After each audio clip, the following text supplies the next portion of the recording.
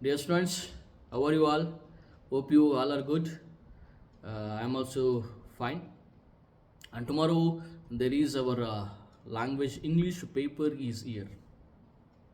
Dear students, as our journey, it is to be good from our college, and on tomorrow language English paper is to be easy as our predict, because there is a new pattern. Also 2 marks 3 marks is a new pattern is here. First of all, the part A is too important. Which one? The MCQ, verbs, which one? The name of match the following along with idiom and phrases. Dear students, MCQ is to be important. MCQ is too important. ಅದರಲ್ಲಿ sequences ಅದನ್ನು ಸ್ವಲ್ಪ ನೋಡ್ಕೊಳ್ಳಿ, ಸೀಕ್ವೆನ್ಸಸ್ಗಳನ್ನು ನೋಡ್ಕೊಳ್ಳಿ. ಅದನ್ನು ಹೊಸದಾಗಿರ್ತಕ್ಕಂಥ ಮೂಲೆಗಳಿಂದ ತೊಗೊಂಡು ಬಂದ್ಬಿಟ್ಟು ಹಾಕ್ತಾ ಇದ್ದಾರೆ. ಅದನ್ನು ಸ್ವಲ್ಪ ಫೋಕಸ್ ಮಾಡಿ. MCQ ಬರೆಯುವಾಗ ನಾವೇನು ಮಾಡಿಬಿಡ್ತೀವಪ್ಪ ಅಂತಂದರೆ, ಅವಸರದಲ್ಲಿ ಕ್ವಶನ್ಸನ್ನು ನೋಡಿಕೊಂಡು ಅಥವಾ ಯಾವುದೋ ಒಂದು ಅರ್ಜೆಂಟಲ್ಲಿ ಕ್ವಶನನ್ನು ಮಿಸ್ಅಂಡರ್ಸ್ಟ್ಯಾಂಡಿಂಗ್ ಮಾಡ್ಕೊಂಡ್ಬಿಟ್ಟು ಏನು ಮಾಡಿಬಿಡ್ತೀವಿ, ರಾಂಗ್ ಆನ್ಸರ್ಸನ್ನು ಬರೆದ್ಬಿಡ್ತೀವಿ. ಅದು ಏನಾಗ್ಬಿಡುತ್ತೆ, ಮತ್ತೆ ಒಂದು ಸತಿ ರೀಕಾಲ್ ಮಾಡ್ಕೊಂಡಾದ್ಮೇಲೆ ಮತ್ತೆ ಒಂದು ಸತಿ ಅದನ್ನು ಸ್ಟ್ರೈಕ್ಔಟ್ ಮಾಡಿಬಿಟ್ಟು ಮತ್ತೆ ಆನ್ಸರ್ಸನ್ನು ಬರಿತೀವಿ. ಅದು ಕೌಂಟ್ ಆಗಲ್ಲ. So think before ink. Time ಇರುತ್ತೆ ಲಾಸ್ಟ್ವರೆಗೂ ಕೂಡ. ಅಲ್ಲಿ 100% ನನಗೆ ಗೊತ್ತಿದೆ ಅಂತಂದರೆ ನೀವು ಅದನ್ನು ಅಟೆಂಡ್ ಮಾಡಿ. ನನಗೆ ಯಾಕೋ ಸ್ವಲ್ಪ ಕನ್ಫ್ಯೂಸಸ್ ಇದೆ ಅಂತಂದರೆ ಬಿಡಿ, 1 ಗಂಟೆ ತನಕ ಟೈಮ್ ಇರುತ್ತೆ. 1 ಗಂಟೆವರೆಗೂ ಕೂಡ ಟೈಮ್ ಇರುತ್ತೆ. ಅದನ್ನು ಟ್ರಿಕ್ಸನ್ನು ನಾನು ನಿಮ್ಗೆ ಆಲ್ರೆಡಿ ಕ್ಲಾಸಲ್ಲಿ ಹೇಳಿದ್ದೀನಿ. ಓಕೆನಾ? ಸೊ ನೆಕ್ಸ್ಟ್ ಮಂತ್ ಯಾವುದಿದೆಯಪ್ಪ ಅಂತಂದರೆ, MCQ ಆದಮೇಲೆ ಬರ್ತಕ್ಕಂಥ ಕಾನ್ಸೆಪ್ಟೇ ಇಲ್ಲಿ ವರ್ಬ್ಸ್ ಇದೆ. ವರ್ಬ್ಸನ್ನು ನಾನು ನಿಮಗೆ ಕ್ಲಾಸಲ್ಲಿ ಹೇಳಿದ್ದೀನಿ. ಸಿಂಗ್ಯುಲರ್ ಇದ್ದಾಗ ವಾಸ್ ಆಗ್ತೀರಾ, ಪ್ಲೂರಲ್ ಇದ್ದಾಗ ವರ್ ಆಗ್ತಾ ಬರ್ತೀರಾ. It is must and should be in the pattern of our English grammar. ಅದೇ ಕಾನ್ಸೆಪ್ಟ್ನಲ್ಲಿ ಮತ್ತೇನಪ್ಪ ಅಂತಂದರೆ, ED form. Was arrested, Raju was arrested. People ಅಂತ ಬಂತು ಅಂದರೆ ವರ್ ಅರೆಸ್ಟೆಡ್. ಪ್ಲೂರಲ್ ಇದ್ದಾಗ ವರ್ ಆಗ್ತೀರಾ, ಸಿಂಗ್ಯುಲರ್ ಆಗಿದ್ದಾಗ ವಾಸ್ ಆಗ್ತೀರಾ. ಅದಾದಮೇಲೆ ಬರ್ತಕ್ಕಂಥದ್ದು ಯಾವುದಪ್ಪ ಅಂತಂದರೆ, ಇಲ್ಲಿ ಇಡಿಯಮ್ ಮತ್ತು ಫ್ರೇಸಸ್ ಕೊಟ್ಟಿದ್ದಾರೆ. ಇನ್ ಕನ್ನಡ ನುಡಿಗಟ್ಟುಗಳು ಅಂತ ಹೇಳ್ತಾ ಬರ್ತೀವಿ. ಅದಾದಮೇಲೆ ನೆಕ್ಸ್ಟು ಪ್ರೊನೌನ್ಸ್ ಇದೆ. It is very easy dear students, very easy. ಇದರಲ್ಲೂ ಕೂಡ ಮತ್ತೆ ಏನಪ್ಪ ಅಂತಂದರೆ, ಇಲ್ಲಿ ಶಿ ಮತ್ತು ಅರ್, ಈ ಮತ್ತು ಈಸ್ ಎರಡು ನೇಮ್ ಕೊಟ್ಟಿರ್ತಾನೆ. ಅವನು,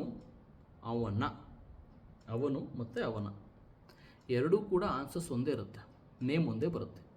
ಈ ರವಿ ಅಂತ ಆ ಪ್ಯಾಸೇಜಲ್ಲಿ ರವಿ ಬಂದಿರ್ತಾನೆ, ಈ ಅಂತ ಇದೆ. ಅದಾದಮೇಲೆ ಕೆಳಗಡೆ ಇಸ್ ಅಂತ ಹಾಕಿರ್ತಾರೆ. ಇಸ್ ಅಂದರೆ Ravi's, first of S. You must be think like that. ಈ means Ravi, is means Ravi's. Also in female version she, Radha or something, any one of the XYZ name, and er means Radhas, a first of yes. And next move on to 2 marks. It is too important. Straight direct ಏನು ಮಾಡ್ತೀರಾ, PAN ಹೊಡಿತೀರ 2 ಮಾರ್ಕ್ಸಲ್ಲಿ.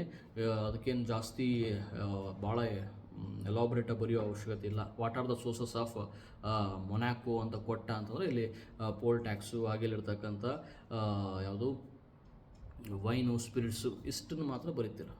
ಮೊನಾಕೋದಲ್ಲಿ 7,000 people's ಇದ್ದಾರೆ, 60 army's ಇದ್ದಾರೆ. It is not the matter dear students. Focus on that one. And next one is 3 marks. It is also too easy. 3 marks is also too easy. And next one, the 4 marks. Introduction, the chapter name or poem name, introduction, along with the related question. ಆ ಕ್ವಶನ್ನಿಗೆ related ಆಗಿರ್ತಕ್ಕಂಥ answer, conclusion. Next, it is gone to part C. Which one? Passage. ಅಲ್ಲೇ draw ಅಲ್ಲೇ ಬಹುಮಾನ. Question ನೋಡ್ಕೊಳ್ಳಿ, deal ಮಾಡಿರಿ. ಸ್ಟಾರ್ಟಿಂಗಿಂದನೇ line to line ಓದೋ ಅವಶ್ಯಕತೆ ಇಲ್ಲ. ಫಾಸ್ಟ್ ಈ ಒಂದು 3 ಅವರ್ ಏನಿದೆ, it is two important on the spot. ಓಕೆನಾ? ಅಲ್ಲಿ ಲಾಸ್ಟಿಗೆ ಒಂದು ಆಪ್ಷನ್ ಬರುತ್ತೆ, ಯಾವುದಪ್ಪ ಅಂತಂದರೆ ಲಾಸ್ಟಿಗೆ ಆಪ್ಷನ್ಸ್ ಅಲ್ಲ, ಲಾಸ್ಟಿಗೆ ಒಂದು ಕ್ವಶನ್ ಬರುತ್ತೆ. ಅದು ಯಾವುದು ಅಂತಂದರೆ ಪ್ರಿಫಿಕ್ಸ್ ಕೇಳ್ತಾನೆ. ಪ್ರಿಫಿಕ್ಸ್ ಯಾವುದು? ಅನಾನಿಮ್ಸ್, ಅಪೋಸಿಟ್ ವರ್ಡ್ ಪ್ರಿಫಿಕ್ಸ್. ಪ್ರಿಫಿಕ್ಸ್ ಅಂದರೆ ಆ ಮೇನ್ ಅಪೋಸಿಟ್ ವರ್ಡ್ನ ಮುಂಚೆ ಬರ್ತಕ್ಕಂಥ ವರ್ಡನ್ನ ಹಾಕಬೇಕಾಗಿದೆ, ಪ್ರಿಫಿಕ್ಸ್. ಓಕೆನಾ? ಅಂಡರ್ಸ್ಟ್ಯಾಂಡ್ ಅಂತ ಇದೆ, ಅಂಡರ್ಸ್ಟ್ಯಾಂಡಿಗೆ ಅಪೋಸಿಟ್ ವರ್ಡ್ ಮಿಸ್ಅಂಡರ್ಸ್ಟ್ಯಾಂಡಿಂಗ್, ಪ್ರಿಫಿಕ್ಸ್. ಇಲ್ಲ ನಾನು ಪೋಯಮ್ ಅಟೆಂಡ್ ಮಾಡ್ತಾನೆ, it is your choice, it is your choice. And next one is part D, rectify, rewrite as directed. Articles ಬರುತ್ತೆ, ವರ್ಬ್ಸ್ ಬರುತ್ತೆ, ಆಮೇಲೆ ಇಲ್ಲಿರ್ತಕ್ಕಂಥದ್ದು ಯಾವುದು ಜಂಬಲ್ ಸೀಕ್ವೆನ್ಸ್ ಬರುತ್ತೆ. ಅದಾದಮೇಲೆ ಬರ್ತಕ್ಕಂಥದ್ದು ಯಾವುದಪ್ಪ ಅಂತಂದರೆ ಸಬ್ಜೆಕ್ಟ್ ವರ್ಬ್ ಅಗ್ರಿಮೆಂಟ್ ಬರುತ್ತೆ. It is also too easy. ಇಲ್ಲ ನಾನು ಲಿಂಕಸ್ ಅಟೆಂಡ್ ಮಾಡ್ತೀನಿ, ಅದು ಕೂಡ ಈಸಿ ಇದೆ.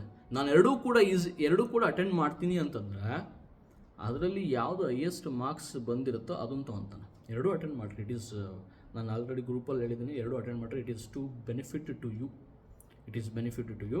And next one is go through with the rewrite as directed, rectify the errors. Rectify the errors ಅಂತಂದರೆ ಇಲ್ಲಿ ಸಾಮಾನ್ಯವಾಗಿ ಏನಪ್ಪ ಅಂತಂದರೆ ಎರಡೆರಡು ವರ್ಡ್ ಹಾಕಿರ್ತಾನೆ. ಓಕೆನಾ? ರಾಜು ರಿಟರ್ನ್ ಬ್ಯಾಕ್ ಅಂತ ಕೊಟ್ಟಿರ್ತಾನೆ. ರಿಟರ್ನ್ ಅನ್ನೋದೇ ಬ್ಯಾಕ್ ಅನ್ನೋದೇ ಅಲ್ವಾ, ಯಾವುದೋ ಒಂದು ವರ್ಡ್ನ ಚೂಸ್ ಮಾಡಿ ಹಾಕ್ತಾರೆ. It is too easy. ಅದಾದಮೇಲೆ ಬರ್ತಕ್ಕಂಥದ್ದು ಯಾವುದಾದ್ರು note making is too easy. Box ಹಾಕಿ, ಸಾಧ್ಯ ಆದರೆ ಒಂದು ಸ್ಕೇಲು ಒಂದು ಪೆನ್ಸಿಲ್ ತಗೊಂಡೋಗಿ, ಓಕೆನಾ, ಅದನ್ನು ಭಾಳ ನೀಟಾಗಿ ಪ್ರೆಸೆಂಟ್ ಮಾಡಿ. We must be do some magic. ನನಗೇನು ಬೇಕಾಗಿದೆ? ಮಾರ್ಕ್ಸ್ ಬೇಕಾಗಿದೆ. That's the reason. Focus on that one. Box ಹಾಕಿ ಯಾವ್ದ್ಯಾವುದಕ್ಕೆ ಯಾವ್ದು ಬರ್ತಾ ಇದೆ ಮುಗೀತಿಲಿ. ಯಾವುದು? ನೋಟ್ ಮೇಕಿಂಗ್ ಆಯಿತು. ಆ್ಯಂಡ್ ರಿಪೋರ್ಟ್ ರೈಟಿಂಗ್ ಇದೆ. ರಿಪೋರ್ಟ್ ರೈಟಿಂಗನ್ನು ಪಾಸ್ಟ್ ಟೆನ್ಸ್ ಫಾರ್ಮ್ಗೆ ವರ್ಕ್ ಬುಕ್ಕನ್ನು ನೋಡಿಕೊಂಡ್ರೆ ನಿಮಗೆ ಈಸಿಯಾಗಿ ಅರ್ಥ ಆಗುತ್ತೆ, ಯಾವುದು ಎಲ್ಲಿ ಏನು ಎತ್ತ ಅಂತೇಳಿ. It is too easy also. Don't B panic. Report writing ಅಂತಂದರೆ ಒಂದು ಯಾವುದೋ ಮೌಂಟ್ ಎವರೆಸ್ಟ್ ನೋಡಿದಾಗ ಆಗ್ಬಿಡುತ್ತೆ, ರಿಪೋರ್ಟ್ ರೈಟಿಂಗ್ ಕೊಟ್ಬಿಟ್ಟಿದ್ದಾನೆ 5 ಮಾರ್ಕ್ಸ್ಗಿದೆ, ಹೆಂಗಪ್ಪ? No, it is not to be tough. Simple ವರ್ಡ್ಗಳನ್ನು ಪಾಸ್ಟ್ ಟೆನ್ಸ್ ಫಾರ್ಮಲ್ಲಿ ತೊಗೊಂಡು ಬರ್ತೀರಾ ಅಷ್ಟೇ. ಇದನ್ನು ತಿಳ್ಕೊಳ್ಳಿ. ಇಲ್ಲಿ ಸೆಡ್ ದಟ್ ಅನ್ನೋದು ಕಂಜಂಕ್ಷನ್ ಆಗಿ ವರ್ಕ್ ಆಗುತ್ತೆ. ಆಸ್ಕಿಂಗ್ ಅನ್ನೋದು ಕ್ವಶನ್ ಮಾರ್ಕ್ ಇದ್ದಾಗ ಬರುತ್ತೆ, ಅದಕ್ಕೆ ರಿಪ್ಲೈಡ್ ಆಗ್ತೀರಾ. ಇದನ್ನು ಫೋಕಸ್ ಮಾಡಿರಿ. ಗ್ರೂಪಲ್ಲಿ ಯಾವುದು ಆಲ್ರೆಡಿ ನಿಮಗೆ ಹೇಳಿದ್ದೀನಿ, ಅದಕ್ಕೆ ಮೆಟೀರಿಯಲ್ಸು ಕೂಡ ಕಳಿಸಿದ್ದೀನಿ. ಸೀಕ್ವೆನ್ಸಸ್ಗೆ ಒಂದು ಪೇಜಸ್ ಇರ್ತಕ್ಕಂಥ PDF ಹಾಕಿದ್ದೀನಿ, ದಯವಿಟ್ಟು ನೋಡಿ. ಸೀಕ್ವೆನ್ಸಸ್ ಯಾವುದು MCQ ಅಲ್ಲಿ ಕೇಳ್ತಾನೆ. It is too important also. Don't be confuse. Urgent ಸಿಕ್ತು ಯಾವುದೋ ಹಾಕಕ್ಕೆ ಹೋಗ್ಬೇಡಿ. MCQ ಅಲ್ಲಿ ಸೀಕ್ವೆನ್ಸಸ್ಸು ಗಾರ್ಡನರಲ್ಲಿ ಕೇಳ್ತಾ ಇದ್ನಲ್ಲ, ಅದೇ ಥರ ಆಲ್ ದಿ ಚಾಪ್ಟರ್ಸನ್ನು ನಾನು ಮಾಡಿಕೊಟ್ಟಿದ್ದೀನಿ, ಅದನ್ನು ನೋಡಿ.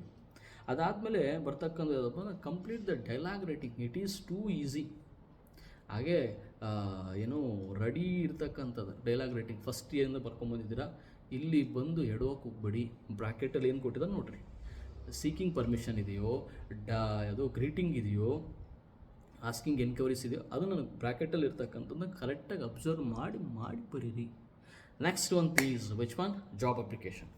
ಒಂದು ಪೇಜ್ ಏನಿದೆ ಜಾಬ್ ಅಪ್ಲಿಕೇಶನ್ಗೆ, ಲೆಟರ್ಗೆ ಇಡಿ ಒಂದು ಪೇಜ್, ಓಕೆನಾ? ಅದಾದಮೇಲೆ ಬರ್ತಕ್ಕಂಥದ್ದು ರೆಸ್ಯೂಮಿಗೆ ಒಂದು ಪೇಜ್ ಇಡಿ. 28 ಪೇಜಸ್ ಇದೆ. ಇನ್ನೊಂದು ಬುಕ್ಲೆಟ್ ಕೇಳಿದ್ರು ಕೂಡ ಕೊಡ್ತಾರೆ. ಚಿಕ್ಕ ಅಲ್ಲೇ ಯಾವುದೋ ಒಂದು ಸಣ್ಣ ಅದೇನು ಬಿಲ್ಡಿಂಗ್ ಕಟ್ಟೋಕೆ ಹೋಗ್ಬೇಡ್ರಿ. ನೀಟಾಗಿ ಪ್ರೆಸೆಂಟ್ ಮಾಡಿರಿ. ಅರ್ಜೆಂಟ್ ನಮಗೇನೋ ಏನು ಮಾಡ್ತೀವಪ್ಪ ಅಂದರೆ ಬರೆಯೋ ಔಷಧದಲ್ಲೋ ಮೂಲೆಗೆ ಬರ್ತಿರ್ತೀರ. ಕಾಟು ಚಿತ್ತು ಮಾಡೋಕ್ಕೆ ಹೋಗ್ಬೇಡ್ರಿ. Think before ink. ಕಾಟು ಚಿತ್ತು ಮಾತ್ರ ಮಾಡೋಕ್ಕೆ ಹೋಗ್ಬೇಡಿ. ನಾವೇನು ಮಾಡ್ತೀವಿ?